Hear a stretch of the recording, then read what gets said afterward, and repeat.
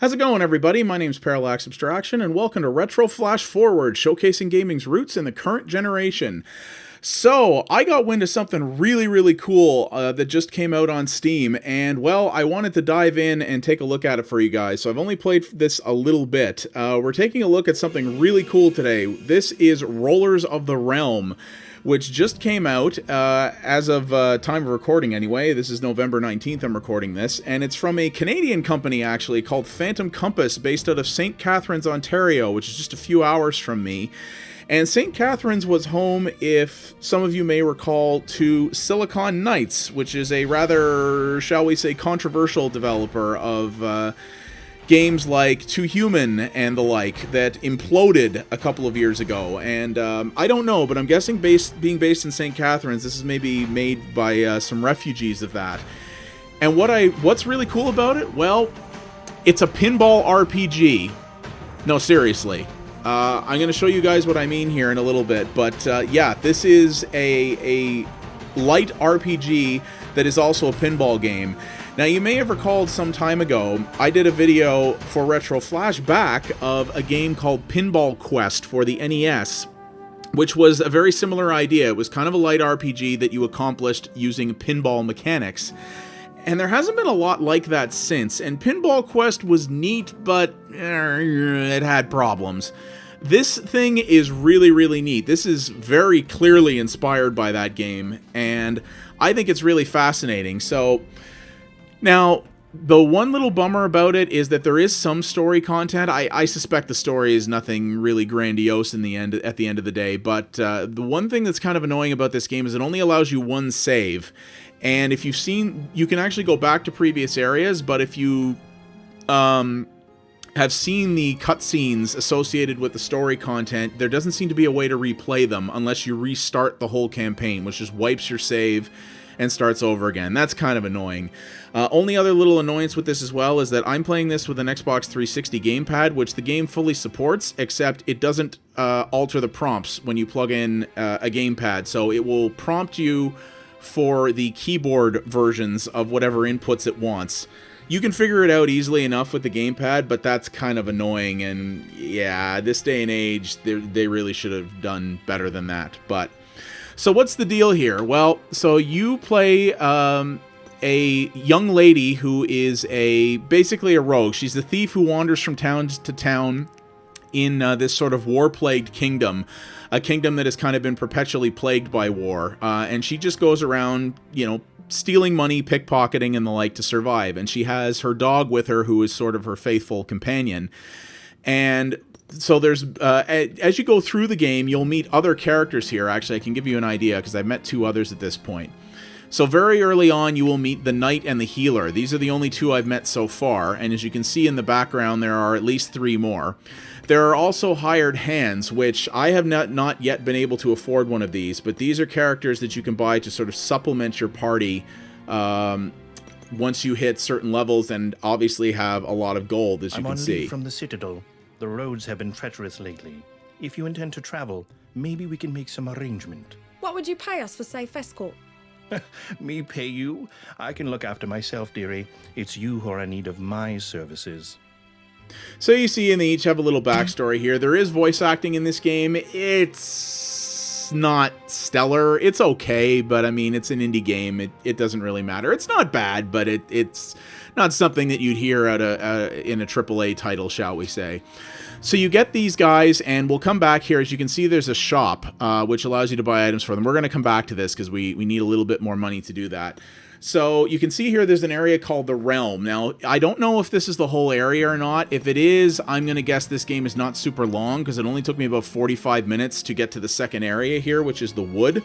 But the town is where you start, and any areas that you have already completed you can go back to if you want to get more loot, which you're going to need, because areas get tougher as you go, and there's a number of different challenges you're going to have to overcome, and you're going to need to buy better gear to do that. So I'm going to show you the first area here. Now, because we're revisiting the area, it's different than it originally was. So when the game began, we just had a couple of little objectives that we had to do here, and there were no enemies to defeat. So as you can see here, now, because we're returning to the area, there are enemies here. So, this may just seem like a pinball game, but dude, there is a lot of depth under the hood of this, like a kind of crazy amount. So you see there along the bottom we have gold, XP, and mana, fairly standard RPG tropes, yeah? And you also see on the right here, we have our party members. So each of these people are separate balls. They are represented as a ball, as a pinball. And they all have their own little attributes. So you can see here the rogue. Let's get her launched into the field. So as you can see, because she's both a thief and kind of small because she's a young girl, she's fairly nimble. She can move fairly quick. Her ball is fairly light, and she can do damage to guys, but her special trait is that when she bumps into civilians, especially from behind, she pickpockets them, and she's able to get money from them. So sort of her main shtick is getting more money in the playfield.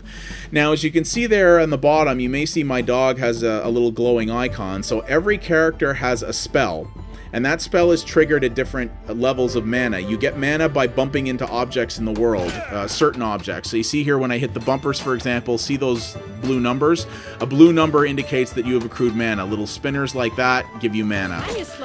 Yellow indicates that you've gotten gold, and red indicates that you've done damage to an enemy.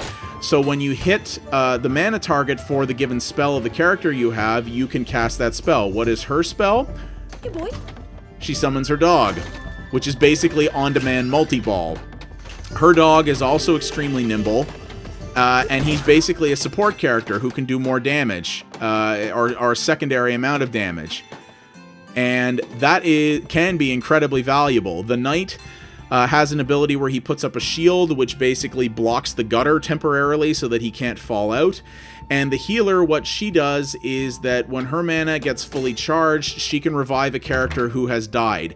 How does a character die? By guttering out when there were enemies on the screen. So you may have seen there early on that the little gutter symbol in between the flippers there at the bottom was a red skull when there were enemies on the screen. So what that means is that if a character gutters out, while it looks like that character is out. And they can be revived if you have your healer in play, who can bring somebody back if she has full mana. But so here we'll progress to the next level. So your healer can bring somebody back if she has full mana.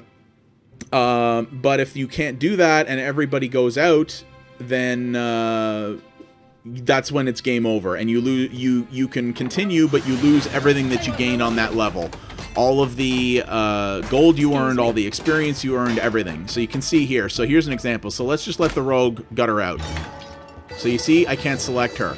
So this is the interesting part. You can select whenever you launch somebody, or whenever you have a ball held on one of the primary flippers, so the ones with the green bars at the bottom. So let's launch the knight, and I'll show you what he looks like here. He's kind of funny because he's an old drunk, so he constantly is complaining as he does damage to guys. Now, as you can see here, he's big and heavy, but he can steamroll fools.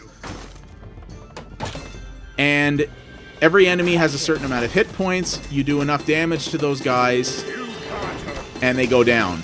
And as you can see there, by accumulating enough mana, I triggered the shield, which means now he can't gutter out while that's active. It's only temporary, so you see it's gone back, but I built up enough mana again, so I hit the button, and he can't gutter out, as you can see. And that's generally how it works, and every character has their own special abilities. As I said, these are the only 3 characters I've seen so far. We're fairly early on with this.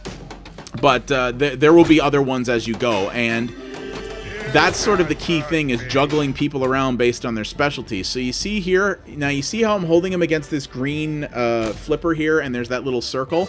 That little circle means I'm free to flip characters. So you cannot flip on demand. Oh, I screwed that up. You cannot flip on demand. You can only switch between characters when they are either... So you see we failed out there. So you can only flip characters when they're either in the launcher or when you've got them pinned against one of those main flippers. And I'm going to quickly launch this one more time to show you one other interesting thing.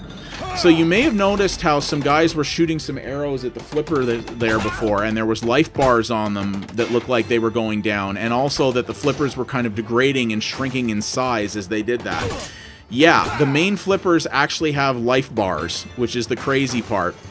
So on certain levels, there will be ranged enemies that will take shots at your flippers, and the more damage they do, the smaller the flippers become, ergo the easier it is to gutter out your character, and that's obviously not something you want. Now, how do you deal with that? Very, very simple. By keeping the healer in play. So, the healer, her only ability is the ability to resurrect someone when her mana is full. But in addition to that, when she's collecting mana, she is automatically healing the flipper. So you see there some guys did some damage to it, and then as she went around and collected some mana, she healed those up. So occasionally you need to bring her into play, even though she can do some damage in combat, but she's not terribly effective. You want to occasionally bring her into the mix in order to make sure that your flippers don't get wrecked. Now she has full mana, so if we want to revive the knight, we switch down to him, and you see we just hit the A button, Rise, my friend. and now he's back. So you got to really juggle things around and not constantly bone things up like I just did there. And that's what gets interesting, is as the levels progress, they get more and more and more challenging. And the need to really juggle characters frequently gets very, very important. And it can actually get really challenging. And you've got to be really cognizant of that stuff. And this is where being able to hire party members and stuff later on, I'm sure, will come in handy. And in addition to that, you'll want to make sure that your characters are kept upgraded. I can only presume that the reason the game allows you to go back to previous levels to grind is because you may need to once in a while. So that's a rather interesting concept as well, that I just find truly really fascinating. Like, the more I play this, the more mechanics I found under the hood, and there's really a lot going on here, but the game does a really masterful job at showing it all to you very, very quickly. Like, you will learn within the first 30 minutes all the various different mechanics that are at play here, but it's not intimidating about them. It doesn't make it doles it out very quick, but it's very good at introducing you to them in a very organic, practical way.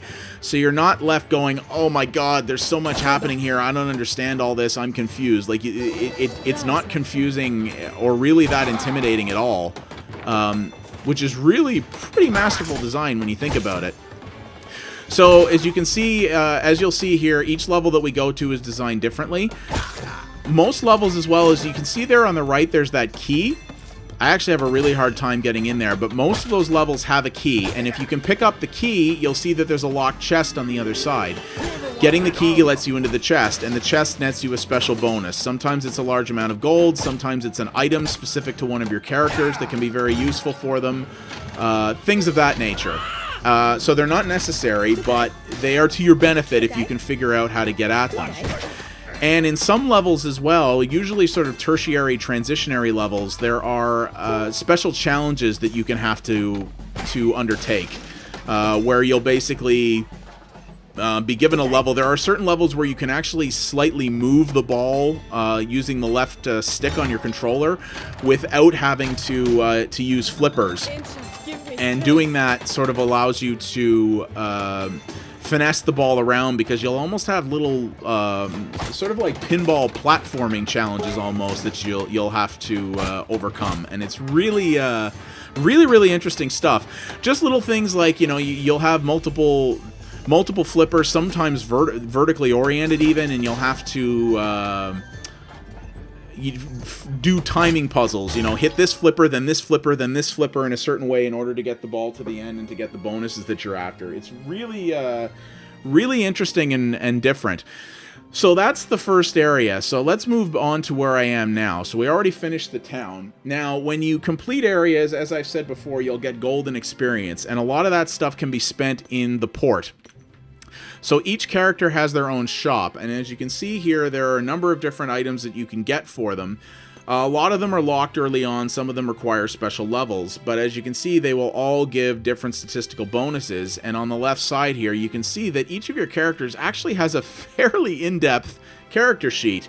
It's pretty nuts, including a ranged combat stat, which I haven't acquired someone yet who has ranged combat. I'm very curious how that works in this game, but there is ranged combat, there's melee, there's magic, there's the whole bit. And you can buy stuff for each of your party members to basically speed them up. Now, the healer, I bought a couple of things for her already. Some of these are items I already have, as you can see. So here's an item this cloak gives me agility and a bonus to my rear attack multiplier. I don't know if I've already bought it. It's not actually letting me, so that may be the case. I've actually bought a lot for her already, so let's go check on the knight. I haven't bought much for him. So yeah, anything that you can buy, as you can see here, is available. So here, heavy mail boots, plus 10 to object damage and plus 10 to his knockdown chance. That's probably pretty useful. Minus 50 to mana cost for a shield spell. I haven't run into that a lot. So here's a good one here. This potion gives him the ability to have an extension to his shield spell. So you'll want to come back here on a fairly regular basis, either to hire additional party members or to buy items for your existing party. Very important if you want to be effective. So the wood. So here's where I was. So the main road I've already completed. And as you can see, each area has a little progression here. And it looks like at certain points you'll actually have branching paths. So you won't necessarily have to do every level, I don't think, in order to complete something. But if you want to get all the best bonuses and the most loot, you probably want to do that. So the next up here is the forest maze. So as you can see here, very different looking level to where we were, wasn't it? Yes, indeed. So let's launch the rogue out here. And this is where stuff gets cool. So you see here, the goal of this area clearly is to use multiple flippers in strategic ways in order to bank myself up to where I need to.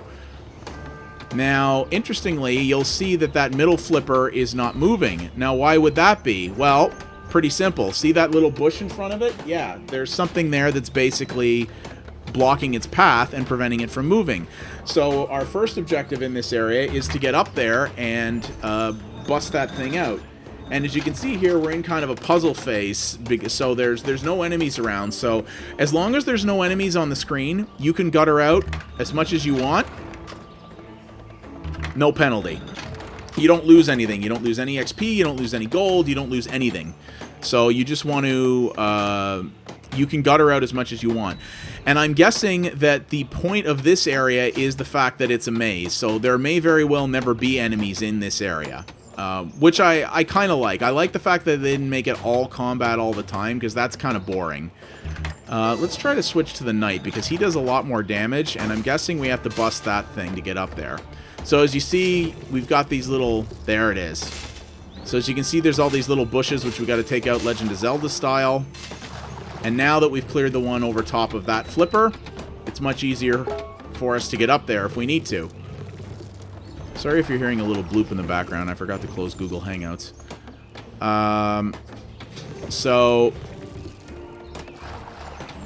And as you can see now, we have the added challenge of actually getting through there, because this is a... there we go. Because as you can see, there's that sort of pass-through hole there. So there we go. So now we're getting through here. So now if we can bust these and get up into that corner... Aha! We got the key. So if we want the key, we want to come back down here. We want to come back down here. Hit him up in the corner if we can. Actually, which is probably best accomplished with the rogue, since she's tiny. Boom! You have found euphoric herbs for the healer. Increases agility and mana collection. Euphoric herbs, man! Look at those herbs, man. They're so euphoric. Yeah. So, you're sort of getting the idea here. But this is what I've really liked about this game, even in my little bit of time that I've spent with it, is that the progression is very different. It's not just a series of arenas where it's like, kill all the enemies, or, you know, do this. It's very, very different. Sometimes there's little weird platforming levels. Sometimes there's... I'm going to see if I can switch back to the knight. He seemed to have an easier time getting through there. Sometimes it's platforming levels. Sometimes it's weird puzzle levels like this. Sometimes it's... sometimes it is combat. In some of the areas, there's actually boss enemies. Like the first area... which actually kind of ticked me off because of my sensitivity to it. The girl's dog actually gets stolen by some thugs, and you have to go and attempt to rescue him, which you do, of course. And yeah, there's levels where there's actual boss enemies. So in addition to sort of the normal mobs, there are there's actually enemies with larger health bars and tougher attacks and stuff that you have to deal with as well, which I really think is cool. Now, obviously this is not a realistic pinball game, you know, we're not playing with real pinball physics up in here, but the one thing that I do wish there was is a nuance to the flippers. So one of the problems that you're going to see here frequently is that in a lot of previous pinball machines, not all of them were like this, but some of them, the flippers would react differently depending on how you press the button. So basically, you could launch a flipper sort of more softly, if you would, to not give the ball quite as hard a thwack, and make it a little easier to get through situations, say like this one. Yeah, this game doesn't really do that. The flippers are either on or off. So it's either you're hitting the ball full tilt or you're not hitting it at all. In situations like that where you have to hit a specific thing in a certain way, that can be a little frustrating. Basically, where precision is demanded, it can make things more difficult than I think it maybe needs to be. Here we go. Okay. So let's see if we can get ourselves out of here. So once you've completed the objective of an area, as you can see, there's the green spot. You hit that, it kind of magnetizes your ball to it a little bit, and on you go. So now we can either go to the river, which has some enemies in it, or Standing Stones, which looks like another challenge area. There's an interesting zone back in the first area that's a graveyard that's basically like playing Plinko from Price is Right, where you're bouncing the ball around. There are actually enemies that show up, but you're basically bouncing the ball in between rows of gravestones to pick up mana. A little morbid maybe, but kind of cool. Oh, here's a new companion. Don't play stupid. Where's the outlaw camp? Outlaws? Don't know anything about outlaws. Got no in-laws either. I'm a bit of a loner. Sweet bird. I've heard enough. You can just all you want in the Witch's Cove. So our goal here, obviously, so as you can see, he was guttered out. So I wonder if our goal is going to be to rescue him by completing this level. I don't know. Let's see. So yeah, what you've got in this game is something... It's truly unique. Like, not since Pinball Quest, I dare say. I may be wrong about that, but I don't think even since Pinball Quest has there been a game that's done this kind of thing, that has combined pinball with something else, and in this case, a sort of medieval fantasy role-playing game, and where it's actually managed to seamlessly combine the light mechanics and design of an RPG with traditional pinball mechanics. And they did it really well! Like, this is... I've only been playing this game now for maybe an hour and a half in total. Oop. The Baron's men. They're driving everyone out. You think they're looking for us? I doubt the Baron would go to these lengths for a couple of outlaws. Speaking of outlaws, the militia intend to put their camp to the sword. Families are there, along with the thieves. They need to be warned. For the sake of the innocent, we must go there. Will you lead us to the camp?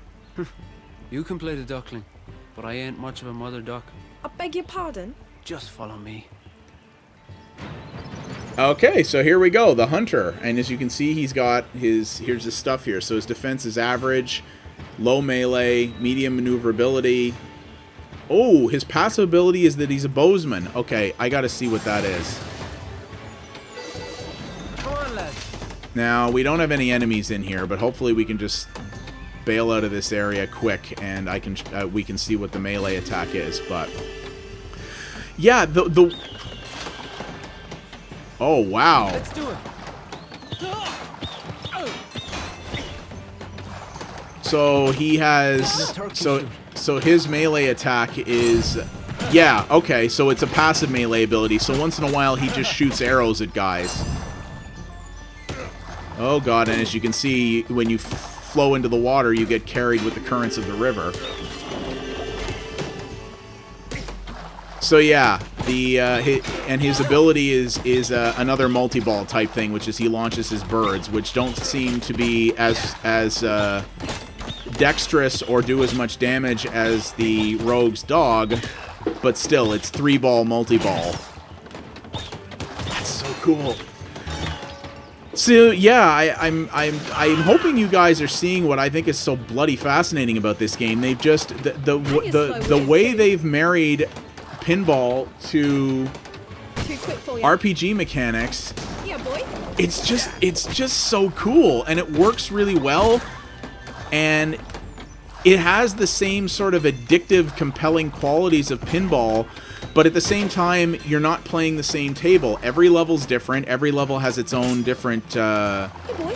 quirks and designs, its own completely different layout, its own little traps and mechanics, and you are progressing a story, which admittedly seems like, you know, pretty light fare, not necessarily anything that's going to win a narrative design award, but nonetheless, it's just the kind of mashup you don't see very often, and the way they meld the ideas are just brilliant. And like I said, I don't know if another game since Pinball Quest has really done it this way. I mean, we have stuff, so here as you can see, you can still use the left stick to sort of tilt the ball. It's almost like a tilt mechanic where you're sort of lightly maneuvering the ball around. You don't have full control over it. If the ball has momentum in progress, you can't cancel out of that. But it's really only useful for feathering around corners and things like that, but you see what I mean. And there are certain puzzle levels in the game where that is absolutely required. But yeah, I think it's really brilliant what they've put together here, and there have been other sort of pinball games that try to expand the formula some. Stuff like Sonic Spinball, which I've also talked about on the channel, and games like Adventure Pinball and things like that, but nothing has truly... This game is to pinball what Puzzle Quest was to Match 3 games. They've taken two genres that don't really go together, and by all rights really shouldn't go together, and they mash them together in a way that makes them really cool and really interesting and really fun. And I gotta say, this is impressive. I can clear it away if you like. The Hunter Ball is useful for clearing vermin. He works quickly and is resistant to mana drain. So yes, vermin, you may see things like that. Things like bats or rats or things like that. You basically hit those and they take away mana, which is not good. So I guess the Hunter's ability is that he can actually clear those away, which is pretty cool. In certain previous levels, they were just things you had to avoid, and it was actually really kind of a pain in the butt. And obviously you can level up, and by leveling up you get additional stats, and oh yeah, so he doesn't take any damage from them, and his ability to shoot arrows helps clear the way for you. God, what a cool idea. So yeah, that's the basics of it, and I think this is really cool. Apparently, I don't know if this was a Kickstarter game or whatnot. A friend of mine said he'd heard some about this, and he actually linked me to a trailer of this game that was from last year. So it's clearly been in development for a little while now.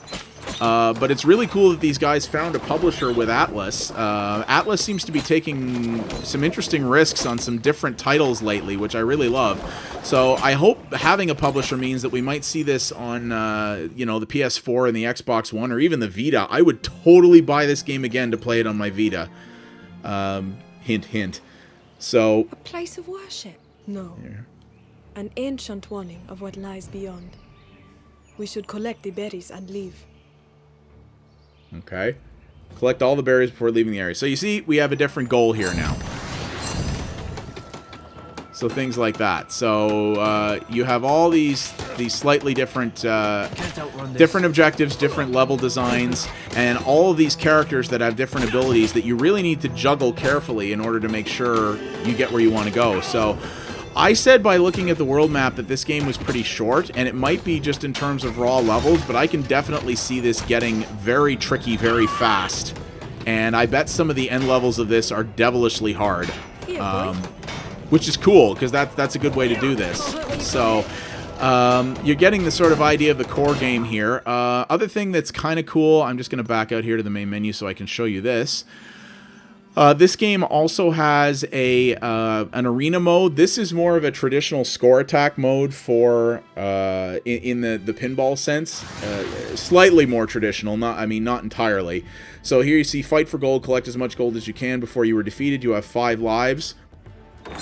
So basically what this is you get your entire party that you've earned so far in the campaign. So you'll only get so many. You'll only get however many you've unlocked. But what happens is every time someone gutters out, like I just did there, you lose 1 life. So I can revive her using the healer still, but that doesn't get that life back.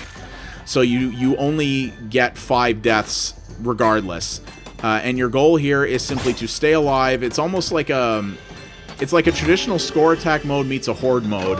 Basically, your goal is to stay alive as long as possible and collect as much gold as you can, and then you are ranked on leaderboards, which you can compare against your friends and the global community. This game just came out, so the one time I played this, I was like 39th on the leaderboard without much of an impressive score, so I'm sure that will change very quickly if this game sells, which I really hope it does. And, but it gives you the idea here. It is a pinball RPG. So if you were the kind of... if you like pinball, and 2, if you were the kind of person who liked games like Puzzle Quest and Puzzle Quest Galactrix and games like that, where basically a developer decides to take 2 completely different genres and mash them together, then this is going to be right up your alley. And you know what? This works. It's RPG with pinball, and... it's a good pinball game. It is certainly non-traditional pinball game, but it's a good pinball game, and it's a good light fare RPG at the same time. It's really impressive. It's one of those things that I never really thought someone else would even think to pull off, much less be able to do better than Pinball Quest did back in the NES, but they totally did it, and I am digging the hell out of this. I'm going to play a lot more of this game. You can see there I'm still 39th, and there's other arenas you can unlock. Presumably you have to actually complete rounds, which I haven't been, so... but, yeah, that is Rollers of the Realm, developed by Phantom Compass and published by Atlas USA. It's currently out for the PC. Don't know if it's coming to other platforms or not. But this is only $10 on Steam.